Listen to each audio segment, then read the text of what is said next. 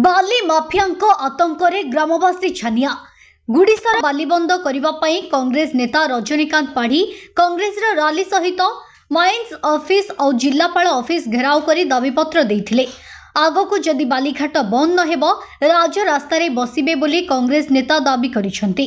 मो ना हूँ रजनीकांत पाढ़ी हिंजिरी निर्वाचन मंडल जातीय कांग्रेस विधायक प्रार्थी। तो हिंजिरी निर्वाचन मंडल रे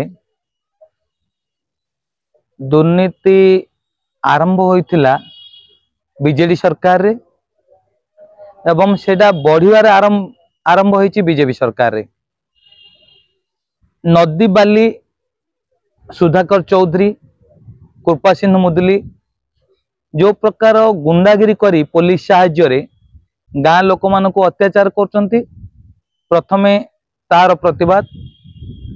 द्वितीय गले आपण देखिथिबे दुर्बंध गोटे गाँ अछि शिव मंदिर दुर्गा मंदिर मझिरे गोटे मद दुकान एम जो मद दुकान गुड़ा गाँ भितर अच्छी ता विरोधी बरमुंडी गाँ भितर मद भाटी होलानी।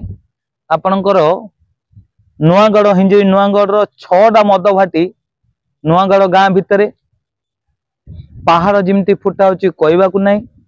आ विशेष करी खरीड़ा आ सिकरी गाँ रे जो ट्रैक्टर मालिक माने राति दिन बाली चोरेबारे व्यस्त अछंती आ से बाली गुड़ा गच्छित करचंती।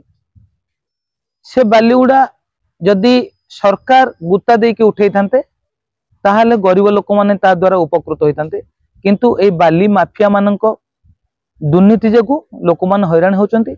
एई सब जिनसर प्रतिवाद करी आज आमे माननीय जिलापाल को प्रतिवाद माने आमे दाबी पत्र देलु एवं माइंस डिपार्टमेंट डेप्यूटी डायरेक्टर को दाबी पत्र देलु एवं आपण देखुचंती लोक मानकर आक्रोश।